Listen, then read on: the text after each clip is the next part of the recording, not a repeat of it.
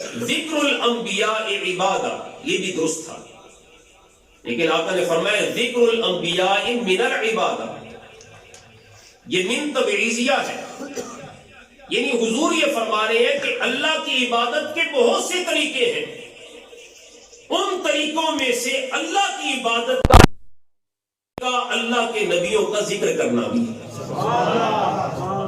گویا یہ حدیث بتا رہی ہے اور آقا ارشاد فرما رہے ہیں کہ جس طرح نماز پڑھنا اللہ کی عبادت ہے، جس طرح روزہ رکھنا اللہ کی عبادت ہے، جس طرح زکوٰۃ دینا اللہ کی عبادت ہے، جس طرح تہجد پڑھنا اللہ کی عبادت ہے، جس طرح صدقہ و خیرات کرنا اللہ کی عبادت ہے، بے عین ہی اسی طرح اللہ کے نبیوں کا ذکر کرنا بھی اللہ کی عبادت ہے۔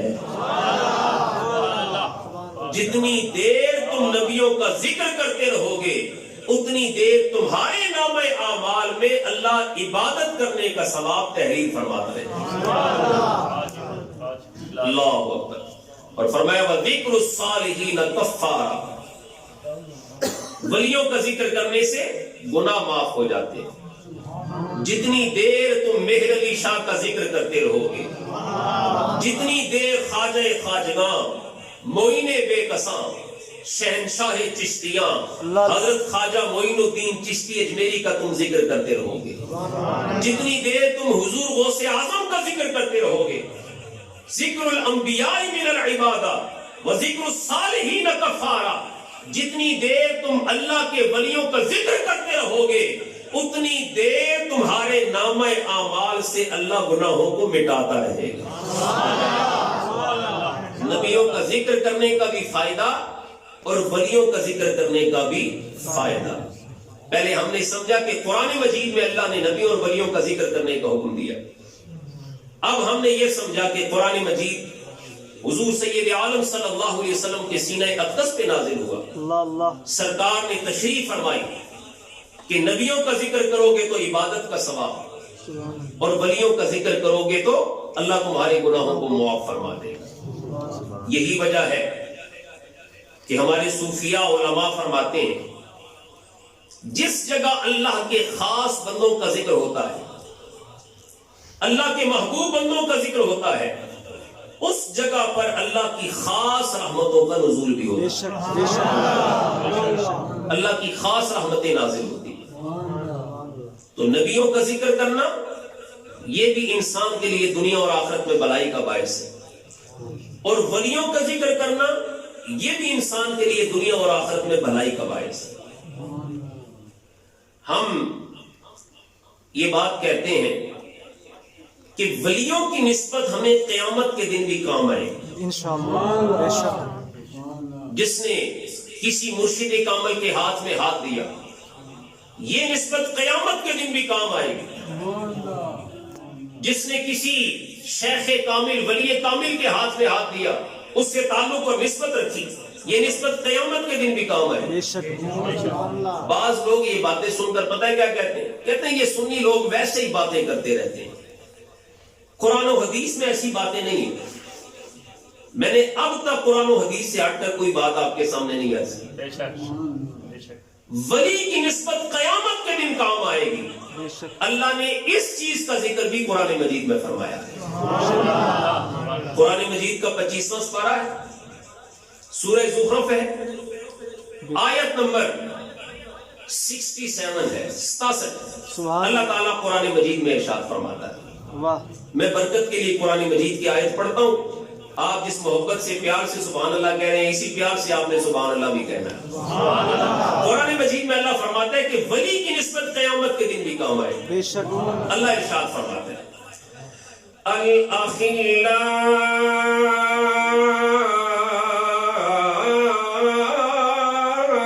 يومئذ بعضهم لبعض عدو إلا المتقين۔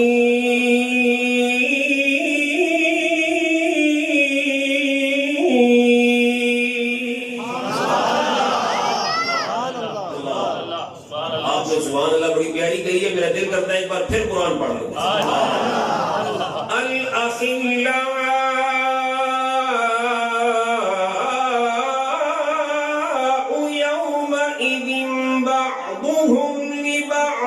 عدو إلا المتقين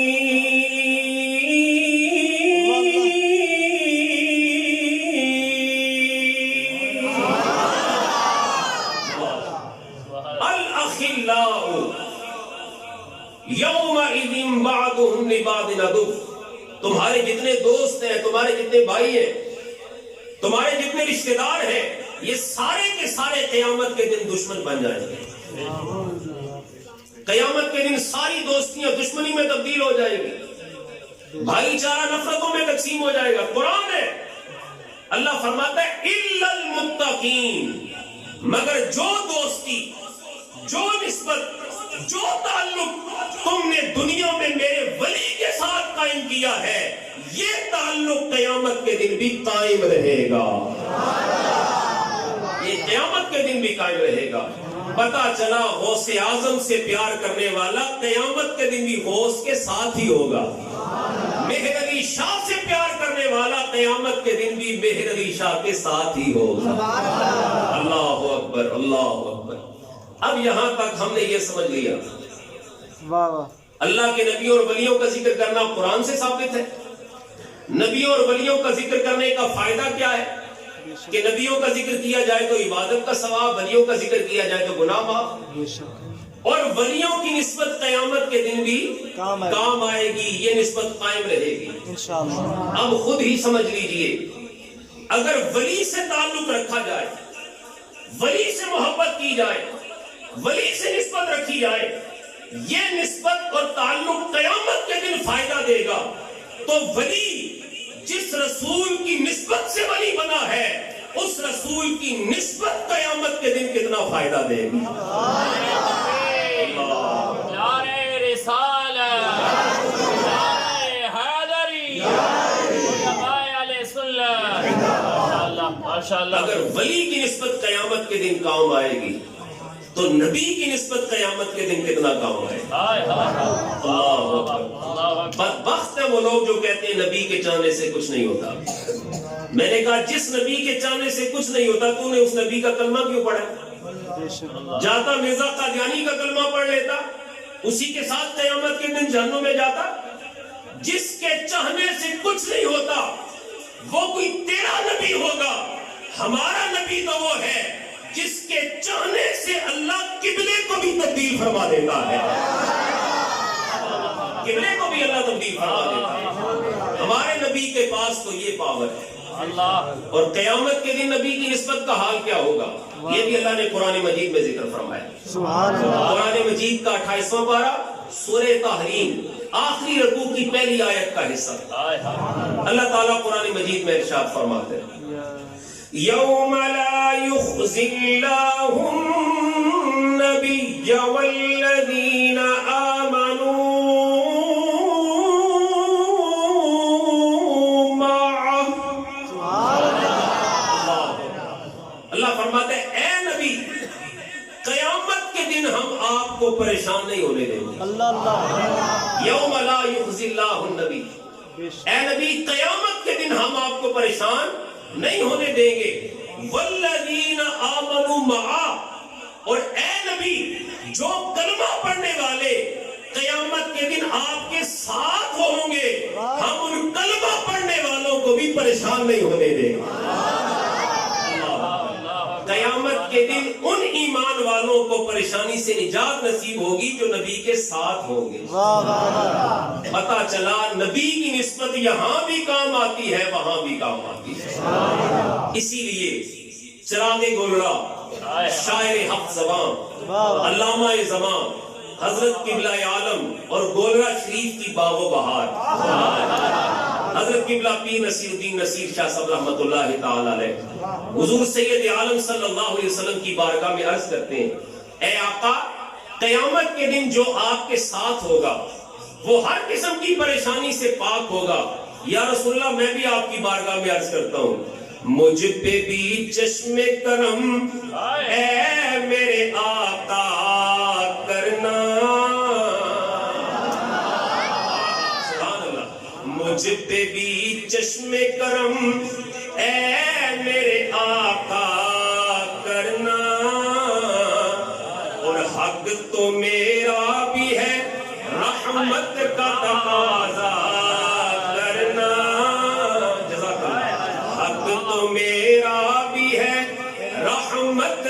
تقاضا کرنا. اے مدینے کے تاجدار، ساری کائنات رحمت کی بھیک آپ کے در سے لیتی ہے. میں بھی آپ کا غلام ہوں، میں بھی آپ کا بیٹا ہوں، میں بھی آپ کی بارگاہ میں عرض کرتا ہوں حق تو میرا بھی ہے، رحمت کا تقاضا کرنا. اور اے مدینے کے تاجدار، آپ کی شان کیا ہے؟ تو کسی کو بھی اٹھاتا نہیں اپنے در سے. کوئی اپنا آ جائے، پرایا آ جائے، دوست آ جائے یا دشمن آ جائے، اپنا آ جائے، کافر یا مومن آ جائے، آپ کی شان یہی ہے کہ تو کسی کو بھی اٹھاتا نہیں اپنے در سے. تو کسی کو بھی اٹھاتا نہیں اپنے در سے، کہ تیری شان کے شایاں نہیں ایسا کرنا، کہ تیری شان کے شایاں نہیں ایسا کرنا. اور یہ تیرا کام ہے اے آمنہ کے در یتیم. اس شعر کا جب میں دوسرا مصرع پڑھوں گا آپ کی سبحان اللہ بتائے گی کہ آپ کو شعر کتنا سمجھ آیا. یہ تیرا کام ہے اے آمنہ کے در یتیم، یہ تیرا کام ہے اے آمنہ کے در یتیم. ساری امت کی شفاعت تن تنہا کرنا، ساری امت کی شفاعت تن تنہا کرنا. اور ان صحابہ کی خوش اتوار نگاہوں کو سلام، جو صحابہ کرام کی گستاخیاں کرے کبھی بھی گولوی نصیروی نہیں ہو سکتا. حضرت چراغ گولا پیر سید نصیر الدین شاہ صاحب تو یہ ارشاد فرما رہے ہیں کہ صحابہ کرام کی شانیں تو بڑی بلند ہیں. صحابہ کرام نے جن نگاہوں سے رخ زیبا کا دیدار کیا ہے، ہم تو نگاہوں کو بھی سلام پیش کرتے ہیں. ان صحابہ کی خوش اتوار نگاہوں کو سلام، ان صحابہ کی خوش اتوار نگاہوں کو سلام، جن کا مسلک تھا طواف رخ زیبا کرنا، جن کا مسلک تھا طواف رخ زیبا کرنا. اور مجھ پہ محشر میں نصیر ان کی نظر پڑ ہی گئی. حضرت چراغ گولا فرماتے سرکار جا رہے تھے، جاتے جاتے قیامت کے دن ایک رحمت کی نظر سے حضور نے میری طرف بھی دیکھ لیا. حضور نے دیکھ لیا تو پھر بیڑا پار ہی ہو گیا. مجھ پہ معاشر میں نصیر ان کی نظر پڑ ہی گئی، مجھ پہ معاشر میں نصیر ان کی نظر پڑ ہی گئی. کہنے والے اسے کہتے ہیں خدا کا کرنا.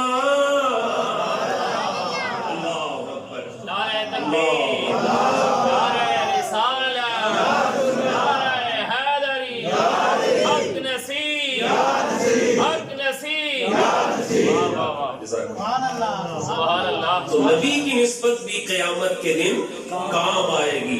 اللہ نے فرمایا محبوب ہم آپ کو بھی پریشان نہیں ہونے دیں گے. والذین معا، جو آپ کے ساتھ ہیں ہم انہیں بھی کبھی بھی پریشان نہیں ہونے دیں گے.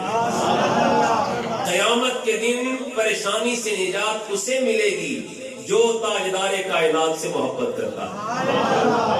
اور یہ بھی یاد رکھیے جو سرکار سے محبت کرتا ہے اسے بتانا نہیں پڑتا کہ دیکھو جی میں سرکار سے محبت کرتا ہوں. نہیں، جب وہ دنیا سے جاتا ہے نا اس کا چہرہ بتا دیتا ہے. مدینے والے کا غدار نہیں، مدینے والے کا وفادار دنیا سے جا رہا ہے. آپ دیکھ دیکھ لیں راولپنڈی آپ کے قریب ہے، جب غازی اسلام غازی ممتاز حسین قادری شہید رحمت اللہ تعالی علیہ، اللہ اکبر، جب بھی کوئی پھانسی کے پھندے کی طرف جاتا ہے نا، پولیس والے گھسیٹ کے لے کے جاتے ہیں، سٹرکچر پہ رکھ کے لے کے جاتے ہیں، ویل چیئر پہ بٹھا کے لے کے جاتے ہیں، بندے کی ٹانگیں کانپنا شروع کر دیتی ہیں، وہ پھانسی کے پھندے کے تخت تک خود جا نہیں سکتا۔ یہ غازی اسلام ممتاز حسین قادری تھا جو اپنے پاؤں پہ چل کے گیا، پھانسی کے پھندے کو چوم کر کہتا ہے لبیک یا رسول اللہ،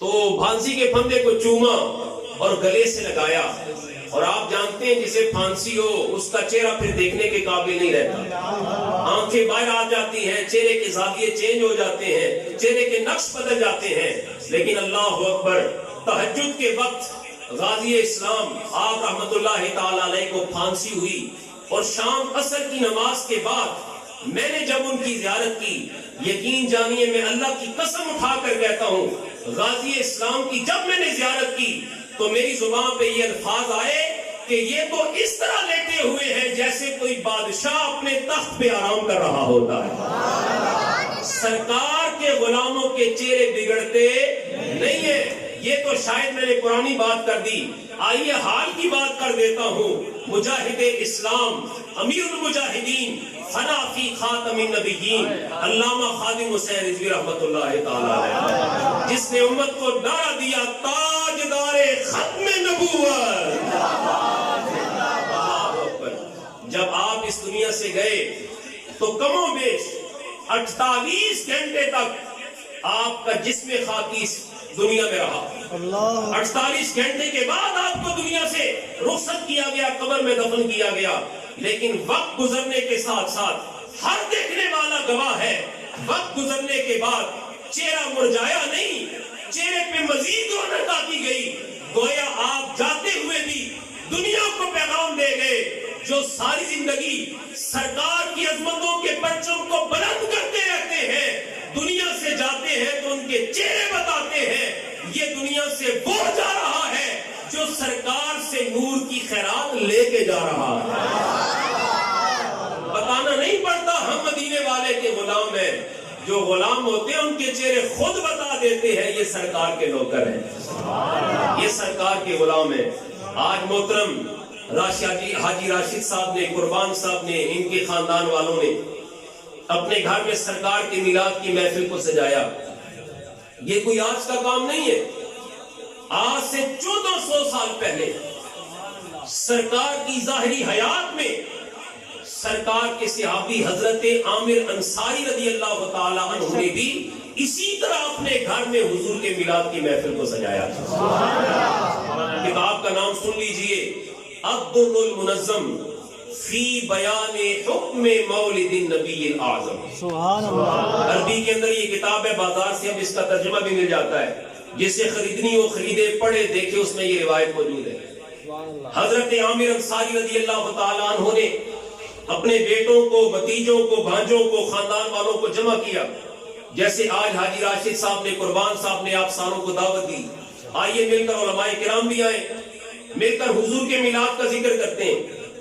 حضرت عامر انصاری نے بھی اپنے سارے خاندان والوں کو دعوت دی، سارے مل کر بیٹھے، جب سارے جمع ہو گئے تو حضرت عامر انصاری پھر کھڑے ہوئے اور اپنے خاندان والوں کے سامنے سرکار کے میلاد کے واقعات کو بیان کرنا شروع کیا۔ اللہ اکبر۔ حضرت عامر انصاری رضی اللہ تعالی عنہ نے اپنے خاندان والوں کو سرکار کے میلاد کا ذکر کرنا شروع کیا، اپنے بچوں کو، خاندان والوں کو سرکار کے میلاد کے واقعات کا ذکر کرنا شروع کیا۔ واہ عامر انصاری تیرے مقدر پہ قربان جائے، جس نبی کی محفل کو حضرت عامر انصاری نے اپنے گھر میں سجایا، وہ وہی نبی عامر انصاری کے گھر میں تشریف لے آئے. سرکار خود تشریف لے آئے. اب سرکار کو کسی نے بتایا نہیں کہ حضرت عامر انصاری نے میلاد کی محفل سجائی آپ آئے, نہیں, کسی نے نہیں بتایا. سرکار خود تشریف لائے, بتا دیا جو غلام ہمارے میلاد کی محفل کو سجاتا ہے ہمیں وہ غلام بھی اچھا لگتا ہے, وہ محفل بھی اچھی لگتی ہے. سرکار تشریف لے آئے. سرکار نے دیکھا خاندان والے بیٹھے ہیں, عامر انصاری میرے میلاد کے واقعات کو بیان کر رہے ہیں. حضرت تاجدار کائنات صلی اللہ علیہ وسلم نے دیکھ کر آج کے خشک مفتیوں کی طرح کوئی فتویٰ جاری نہیں فرمایا, بلکہ میرے آقا صلی اللہ علیہ وسلم نے 3 قیمتی جملے ارشاد فرمائے. پہلا جملہ آقا نے ارشاد فرمایا قد فتح اللہ لک ابواب الرحمہ. اے عامر انصاری, تو نے میرے میلاد کی محفل کو اپنے گھر میں سجایا ہے, اللہ کو تیری محفل اتنی اچھی لگی ہے کہ اللہ نے آج تیرے لیے اپنی رحمت کے دروازوں کو کھول دیا ہے. آج اللہ نے تیرے لیے اپنی رحمت کے دروازوں کو کھول دیا ہے. پہلا جملہ. دوسرا جملہ میرے آقا نے ارشاد فرمایا, آقا نے فرمایا اے عامر انصاری والملائکۃ یستغفرون لک. اے عامر انصاری, صرف آج اللہ نے تیرے لیے رحمت کے دروازوں کو نہیں کھولا, بلکہ آج اللہ کے فرشتے بھی تیرے لیے بخشش کی دعائیں مانگ رہے ہیں. جو حضور کے میلاد کی محفل کو سجاتا ہے اس کی بخشش کی دعائیں اللہ کے فرشتے بھی مانگا کرتے ہیں. اچھا قبلہ حضرت صاحب, یہاں پہ اگر بات ختم ہو جاتی نا, قیامت تک نجدیوں نے ہماری جان نہیں چھوڑی. انہوں نے کہنا تھا حضور نے فرمایا قد فتح اللہ لک, اللہ نے تیرے لیے رحمت کے دروازوں کو کھولا ہے. والملائکۃ یستغفرون لک. اے عامر انصاری, فرشتے تیرے لیے بخشش کی دعا مانگ رہے ہیں. حضور نے یہ باتیں تو عامر انصاری کے لیے کی ہیں, قیامت تک آنے والے مومنوں کے لیے تو نہیں کی. لوگوں نے ہماری جان نہیں چھوڑنی تھی. سرکار بھی عالم الغیب ہے, جانتے ہیں کیا ہونے والا ہے. حدود طائر سدرہ حضور جانتے ہیں, کہاں ہے عرش معلیٰ حضور جانتے ہیں. بروز حشر شفاعت کریں گے چن چن کر کہ ہر غلام کا چہرہ حضور جانتے ہیں. سرکار کو پتا تھا نجدیوں نے بھی پیدا ہونا ہے, اللہ نے جہنم کو بھی تو بھرنا ہے. اللہ اکبر. پھر میرے آقا نے تیسرا جملہ ارشاد فرمایا. میرے آقا نے پہلا جملہ ارشاد فرمایا اے عامر انصاری, تیرے لیے اللہ تعالیٰ نے اپنی رحمت کے دروازوں کو کھول دیا. دوسرا جملہ ارشاد فرمایا آج فرشتے تیرے لیے بخشش کی دعا مانگ رہے ہیں. میرے آقا نے پھر تیسرا جملہ ارشاد فرمایا, فرمایا اے عامر انصاری سن لے, من فعل فعلک نجاتک. اے عامر انصاری, جو کام تو نے کیا ہے اب قیامت تک میرا غلام جب بھی یہ کام کرے گا اللہ اسے بھی وہی برکتیں دے گا جو برکتیں رب نے تجھے عطا فرمائی ہے. اب قیامت تک جو بھی حضور کے میلاد کا ذکر کرے گا اس کے لیے اللہ رحمت کے دروازوں کو بھی کھول دے گا, اس کے لیے فرشتے بخشش کی دعائیں بھی مانگیں گے. جو عنوان آج سے 1400 سال پہلے حضرت عامر انصاری کی محفل کا تھا وہی عنوان آج ہماری محفل کا ہے. جو بیان 1400 سال پہلے عامر انصاری سنا رہے تھے وہی بیان سرکار کے کرم سے میں آپ کو سنا رہا ہوں. جو بیان 1400 سال پہلے حضرت عامر انصاری کے خاندان والے سن رہے تھے وہی بیان آج آپ بھی سن رہے ہیں. گویا جو عقیدہ 1400 سال پہلے مصطفیٰ کے صحابہ کا تھا وہی عقیدہ آج احمد رضا کے ماننے والوں کا. ہم بھی سرکار کی بارگاہ میں عرض کرتے ہیں تو سا آئے تے کھڑ پیاں پہاڑاں یا رسول اللہ, ذرا سینے میں زور لا کے کرنا پتہ چلے سرکار میں سچے غلام بیٹھے. تو سا آئے تے کھڑ پیاں پہاڑاں یا. یہ آپ کے مسکراتے ہوئے چہرے مجھے بتا رہے ہیں یہاں پہ کوئی یا رسول اللہ کا منکر نہیں بیٹھا ہوا. یہ مسکراتے ہوئے, اور یہ سرکار کے میلاد کی محفل ایسی برکت والی ہے کوئی یا رسول اللہ کا منکر آتا ہی نہیں ہے. یہاں پہ وہی آتا ہے جو سرکار سے سچی محبت کرنے والا ہوتا ہے. تو ماشاءاللہ ساروں کو یا رسول اللہ کہنا بھی آتا ہے. تو ایسی بلند آواز سے کہے کہ سرکار مدینے میں سن کے خوش ہو جائے. تو آئے تے کھڑ پئیاں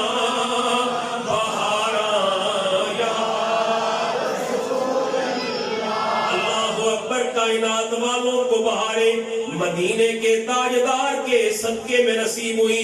کائنات میں ہمیں جو بھی بہائیں دکھائی دے رہی ہیں آمنہ کے لال کا صدقہ ہے. اس لیے ہم حضور کی بارگاہ میں عرض کرتے ہیں تو آئے تے کھڑ پئیاں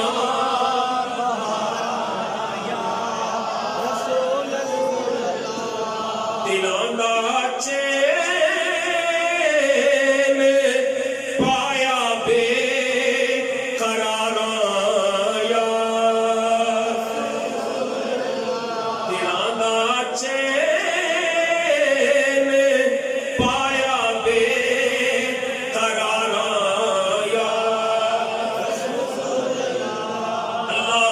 سرکار کے میلاد سے پہلے لوگ اپنی ماؤں کو منڈیوں میں جا کر بیچا کرتے تھے. ماؤں کی بے ادبیاں کیا کرتے تھے, ماؤں کی گستاخیاں کیا کرتے تھے. آج ماں کے فوت ہونے کے بعد بیٹا زاروں قطار کیوں روتا ہے؟ ماں کے قدموں کے نیچے جنت کو کس نے رکھا؟ ماں کو اولاد کے لیے صاحب قرار کس نے بنایا؟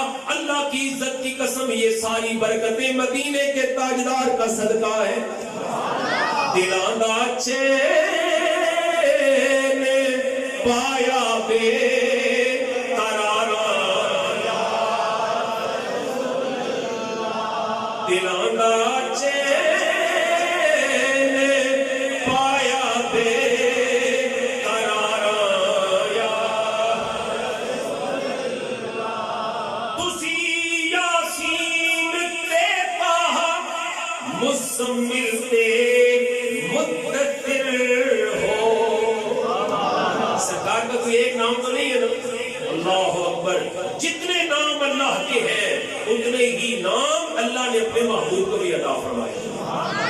تسی یاسین تے طٰہٰ مزمل تے مدثر ہو. میں کیڑا کیڑا نام لے کے پکارا یا آئیے جمہوریت کا وقت ہے. ہم سب مل کر سرکار کی بارگاہ میں عرض کریں کبھی آؤ غریباں دے محلے یار. اے مدینے کے تاجدار آپ اپنے منتوں کو کبھی بھی خالی واپس نہیں جانے دیتے. اپنا آئے پرایا آئے آپ کی بارگاہ سے کرم کی خیرات کی جولیاں بھر کے واپس جاتا ہے. ہم آپ کی بارگاہ میں عرض کرتے ہیں کبھی آؤ غریباں دے محلے یار. اللہ اکبر. وادی ہمراہ میں قبلہ عالم فاتح قادیانیت مأمور من الرسول امام المسلمین حضرت قبلہ عالم حضرت قبلہ مہر علی شاہ گیلانی رحمت اللہ تعالی علیہ کو اپنے دیدار کی خیرات عطا کرنے والے محبوب ہم بھی آپ کی بارگاہ میں عرض کرتے ہیں کبھی آؤ غریباں دے محلے.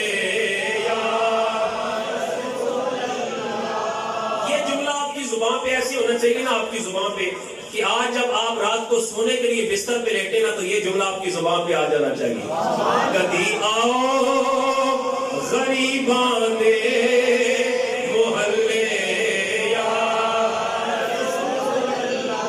اے غوث اعظم کو عالم بیداری میں اپنا دیدار عطا کرنے والے محبوب کبھی آؤ غریباں دے محلے. جب آپ آ جائیں گے تو پھر کیا ہوگا؟ چمک جاوے میری قسمت دا تارا یا اللہ اکبر. اللہ اکبر. یہ اللہ کا کا خاص کرم ہے جس نے ہم سب کو سرکار کی سچی غلامی عطا فرمائی. میں گفتگو اختتام کی طرف لے کے چلتا ہوں. ایمان سے بتائیے کہ ایمان کیا صرف سرکار کو ماننے کا نام ہے؟ کیا صرف سرکار علیہ السلام کا کلمہ پڑھنے کا نام ہے، یا سرکار کی ہر بات پہ عمل کرنے کا نام ہے؟ اللہ اکبر. پکا کامل مومن وہی ہے جو سرکار علیہ السلام کا کلمہ بھی پڑھتا ہے، سرکار کو مانتا بھی ہے، اور سرکار کے ہر فرمان پر عمل کرنے کی پوری کوشش بھی کرتا ہے. ایسے ہی نا سرکار کا سچا غلام ہوئے. میں سرکار کی ایک حدیث پر پیش کرتا ہوں، اس کے بعد گفتگو اختتام پذیر کرتا ہوں. حضور علیہ السلام کی حدیث مبارکہ ہے، سرکار نے ارشاد فرمایا 3 قسم کے لوگ وہ ہیں جو کبھی بھی جنت میں داخل نہیں ہو سکتے. 3 قسم کے لوگ ایسے ہیں جو جنت میں داخل نہیں ہوگے. اب ذرا ایمان سے بتائیے، جن کے بارے میں حضور نے کہہ دیا وہ جنت میں داخل نہیں ہوں گے، وہ جنت میں داخل ہو جائیں گے؟ کبھی بھی نہیں ہو سکتے. وہ کون سے 3 قسم کے لوگ ہیں جو جنت میں داخل نہیں ہوں گے؟ نمبر 1، آقا نے ارشاد فرمایا شارب الخمر، اللہ اکبر، اللہ شراب پینے والا. شراب پینے والا شخص کبھی جنت میں داخل نہیں ہوگا. اللہ اکبر. اس وقت ہماری آنے والی نسلیں، نیو جنریشن، ینگ جنریشن، ان کی دوستیاں ایسے لوگوں کے ساتھ ہیں فیس بک کے ذریعہ، دوسرے ذرائع سے، کہ جو گندے لوگ ہیں. جس صحبت میں انسان بیٹھتا ہے اس کا اثر بھی انسان پہ چڑھ جاتا ہے. اب آنے والی نسلیں ان چیزوں کو گناہ سمجھتی نہیں، اس لیے ضروری ہے کہ ہم اس بات کا بھی خیال رکھیں کہ ہماری جو اولادیں ہیں وہ کس طرف جا رہی ہیں. اولاد کی صحیح تربیت والدین کی ذمہ داری ہے.